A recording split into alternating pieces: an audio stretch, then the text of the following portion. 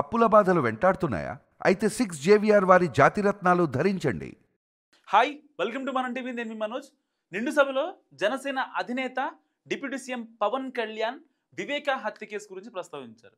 So నిందితులు ఎవరైతే ఉన్నారో వాళ్ళందరూ మనకి తెలిసినా కూడా మనం ఆ కేసును సాల్వ్ చేయలేకపోయామని చెప్పి ఆయన నిండు సభలో అసెంబ్లీలో ఎమోషనల్ అయిన పరిస్థితి.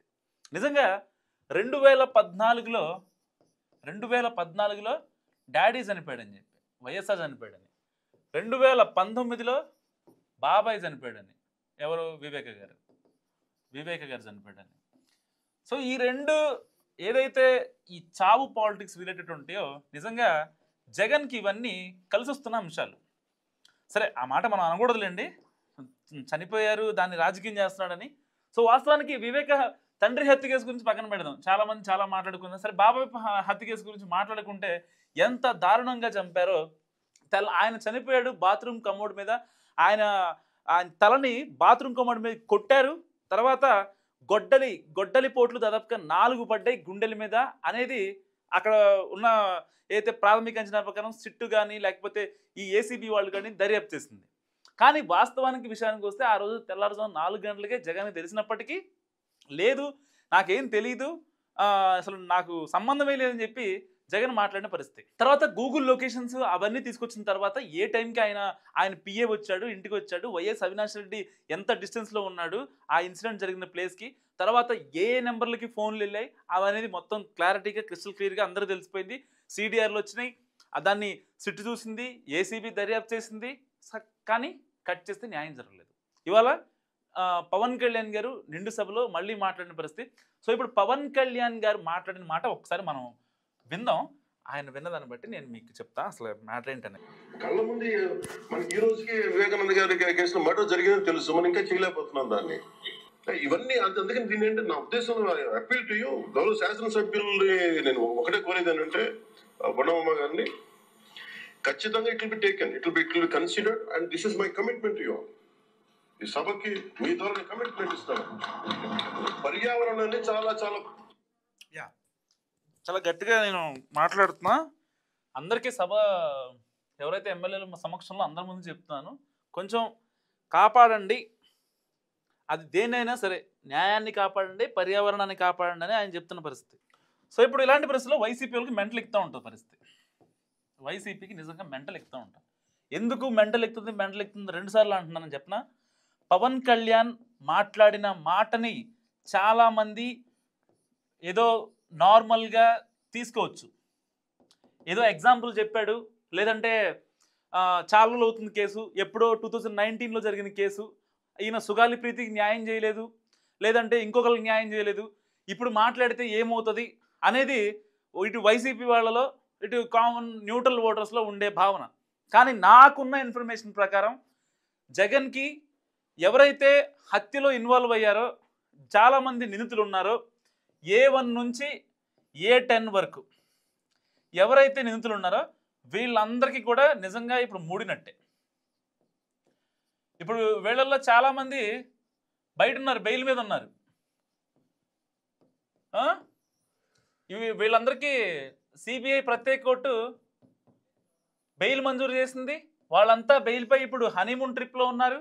సో ఎలాంటి కాన్సిక్వెన్స్ వచ్చినా సరే మేము ఫేస్ చేయడానికి రెడీగా ఉన్నాం. సో ఇలాగే జరిగితే ఇంకొక 3 ఏళ్ళు, ఇంకొక 2.5 ఏళ్ళు ప్రభుత్వం కూడా మారిపోద్ది. ఆ తర్వాత మేము ఏదైనా చేయొచ్చు, మాకు ఇబ్బంది ఏం లేదు. సో మేము ఎంతకైనా తెగిస్తాం అనే ఇదిలో ఇప్పుడు ఒక రకంగా ఏదైతే వివేక హత్య కేసులో నిందితులు ఉన్నారో వాళ్ళంతా ఇప్పుడు బయట దర్జాగా తిరుగుతున్న పరిస్థితి. నిజంగా అంటే ఒక గాయపడ్డ సైనికురాలు సునీతమ్మ తన న్యాయం కోసం దాదాపుగా ఒక 6-7 ఏళ్ల నుంచి ఆవిడ అంత ఇబ్బంది పడుతున్నా కనీసం న్యాయస్థానాలు పట్టించుకోవు. ఇటు ఇప్పటికే సిబిఐ కానీ ఈ సిట్ కావచ్చు వీళ్ళందరూ దర్యాప్తులు చేసి చేసి చేసి చేసి వదిలిపెట్టేశారు. ఇప్పుడు ఒకవేళ దీన్ని మళ్ళీ సిబిఐకి ఇచ్చినా సరే ఒక న్యాయం జరుగుద్దా లేదా అనే ఒక టెన్షన్. ఇప్పుడు పవన్ కళ్యాణ్ గారు మాట్లాడింది కూడా వాస్తవం చెప్పాలంటే అదే, ఆయన కూడా అదే అంటారు. చంపింది ఎవరో తెలుసు, అంతా మన దగ్గర డేటా ఉంది, సిడిఆర్ ఉంది, అక్కడ దానికి ఏ వెపన్స్ యూజ్ చేశారు, ఏ ప్రాపర్టీస్ వాడారు, ఎవరెవరిని యూజ్ చేశారు, చుట్టుపక్కల ఎవరున్నారు, 5 కిలోమీటర్ రేడియస్లో ఎవరు ఉన్నారు, ఎక్కడి నుంచి ఆదేశాలు వచ్చాయి, ఏ ప్యాలెస్ నుంచి ఆదేశాలు వచ్చాయి. సో ఇవన్నీ చాలా క్రిస్టల్ క్లియర్గా ఉన్నా సరే ఏం చేయలేకపోతున్నాం అనే భావన నిజంగా పవన్ కళ్యాణ్ గారు ఎమోషనల్. ఇప్పటిదాకా ఎవరో మాట్లాడలేదు. చాలామందికి ఒక డౌట్ ఉండొచ్చు, మరి ఆ రోజున 2016లో సుగాలి ప్రీతి కేసుకి న్యాయం చేయాలని పవన్ కళ్యాణ్ మరి వాళ్ళ వివేక హత్య కేసులో ఏ న్యాయం చేస్తాడు, లేకపోతే ఎలాంటి కాన్సిక్వెన్సెస్, అసలు ఈయన రాజ్యాంగ పదవిలో ఉన్నాడు, ఈయనకంటూ ఎలాంటి అధికారం లేదు. సో ఎలాంటి అధికారం లేని వ్యక్తి మాట్లాడినా సుఖమే ఉంది అనేది. కానీ నాకున్న ఇన్ఫర్మేషన్ ప్రకారం నిజం చెప్తున్నాను. సో ఇప్పుడు సరిగ్గా ఇప్పటికే సిబిఐకి సుప్రీంకోర్టు మళ్ళీ ఆదేశించింది, సుప్రీంకోర్టు ఆదేశించింది ఏమనంటే మళ్ళీ దర్యాప్తు చేయాలని ఒక పిటిషన్ వేశారు సునీతమ్మ ఏం చేసిందంటే ఒక పిటిషన్ వేసింది అనమాట. ఎట్టి పరిస్థితుల్లో నాకు మళ్ళీ దర్యాప్తు చేయాలి, ఒక ట్రాన్స్పరెంట్గా ఉండాలి. ఇప్పటిదాకా ట్రాన్స్పరెంట్గానే ఉంది, నేను కాదనట్లేదు. ఇప్పటిదాకా దర్యాప్తు చేయని కోణాల్లో, డిఫరెంట్ కోణాల్లో మళ్ళీ సిబిఐ విచారణ జరపాలని చెప్పి ఈవిడ కోరిన పరిస్థితి. దానికి సుప్రీంకోర్టు ఎవరైతే పిటిషన్దారు ఉన్నారో ఆవిడ మళ్ళీ కోరింది కాబట్టి సో సిబిఐలో కొంతమంది అఫీషియల్స్ని చేంజ్ చేస్తారు. ఇంతకు ముందు ఉన్న అఫీషియల్స్ ఎవరైతే ఉంటారో వాళ్ళు కొంచెం చేంజ్ అయ్యే ఛాన్స్ ఉంది. సో దానికి సునీతమ్మకి దానికి సంబంధం ఉండదు, అది సెంట్రల్ గవర్నమెంటే చూసుకుంటుంది. దాంట్లో ఇన్వాల్వ్మెంట్ మాత్రం పక్కా పవన్ కళ్యాణ్ ఉంటుంది. ఎందుకు పక్కా పవన్ కళ్యాణ్ ఉంటుంది అనే దానికి కూడా నేను మీకు ఆల్రెడీ చెప్తున్నా. ఎందుకు ఉంటుంది ఏంటనేది మీకు చివరిలో వచ్చిన క్లారిటీ ఇస్తా. సో సిబిఐ కేసు విషయంలో పవన్ కళ్యాణ్ ఇన్వాల్వ్మెంట్ లేకుండా పవన్ కళ్యాణ్ ఇవాళైతే అసెంబ్లీలో మాట్లాడలేదు. సో అసెంబ్లీలో పర్టికులర్గా మాట్లాడాడు కాబట్టే దానికి సంబంధించిన విధి విధానాలు కావచ్చు, లేకపోతే మళ్ళీ సిబిఐ ఇన్వాల్వ్మెంట్ కావచ్చు, అదంతా ట్రాన్స్పరెంట్గా అండ్ డిఫరెంట్ ఆస్పెక్ట్స్లో ఏ ఫ్యాక్టర్ ప్రభావితం చేసింది ఏంటి, మరి వాళ్ళకి ఇప్పటికే బెయిల్ మీద ఉన్నారు వాళ్ళంతా, నిందితులంతా, వాళ్ళకి ఎప్పటిలోగా బెయిల్ తీసేయాలి. సో ఇలాంటివి చాలా కాన్సిక్వెన్సెస్ ఇప్పుడు ఇకపై ముందు రోజుల్లో జరగనున్నాయి. అది 1 వీకా 10 డేసా 1 మంత్ అనేది పక్కన పెడితే పవన్ కళ్యాణ్ ఎంటర్ అయ్యాడు కాబట్టి ఇప్పుడు ఈ కేసుకి ఒక రకమైన మహర్దశ వచ్చిందని అనుకోవచ్చు. ఎందుకంటే ఇన్నాళ్ళుగా ఆవిడ ఒక గాయపడ్డ సైనికురాలుగా చాలా రోజులు బట్టి నాకు న్యాయం కావాలని చెప్పి తిరగని కోర్టు లేదు, తిరగని అడ్వకేట్ లేదు. సరే సిద్ధార్థ్ రూత్రా ఆయన గట్టిగానే వాదిస్తున్నారు, అంతా బాగానే ఉంది. సుప్రీంకోర్టులో తమ వాదనలు వినిపించినప్పటికీ ఎక్కడ కేసు ఇదైపోద్దో, ఒకవేళ గవర్నమెంట్ మారితే ఎలాంటి పరిస్థితులు వస్తాయో అనే ఒక ఆవేదన నిజంగా సునీతంలో కనిపిస్తుంది. గతంలో టీడీపీ గవర్నమెంట్ ఉండి వైసీపీ చేంజ్ అవుతుంది, అప్పుడు వచ్చే టైంలో ఇది జరిగింది కదా ఇన్సిడెంట్. తర్వాత వైసీపీ గవర్నమెంట్లో ఏ విషయం కూడా సరిగ్గా ముందుకు జరగలేదు. ఆవిడ చాలా ఇబ్బంది పడింది.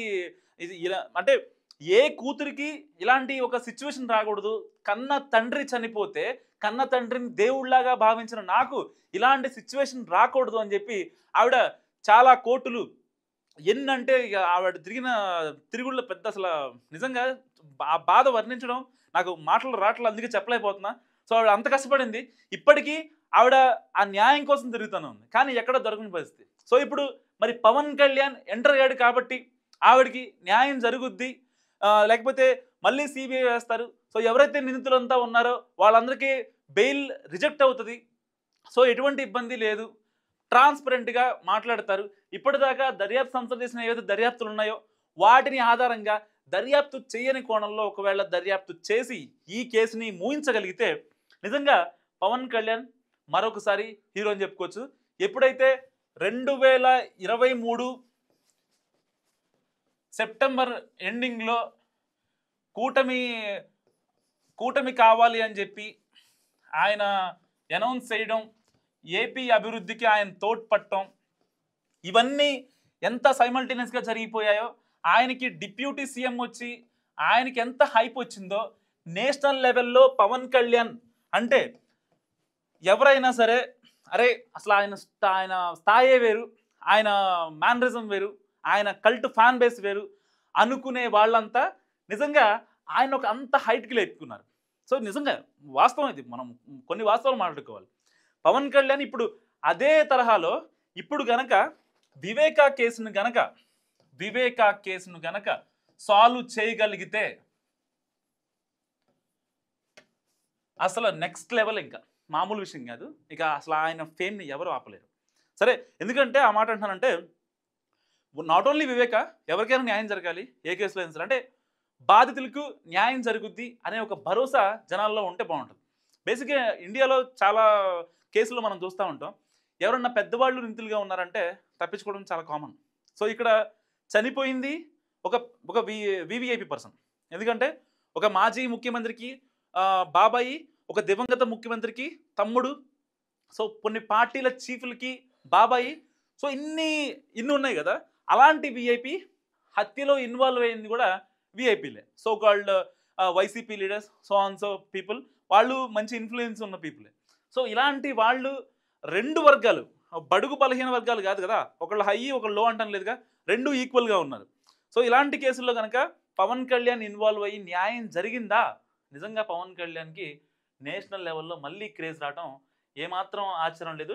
సో నేనైతే ఆయన మాట్లాడిన మాటలనే నేను సీరియస్గా తీసుకుంటున్నా. నాకు అనిపిస్తుంది ఎంతో కొంత మంచి జరుగుతుంది. సో పవన్ కళ్యాణ్ ఇన్వాల్వ్ అయ్యాడు కాబట్టి అని అనుకుంటున్నా.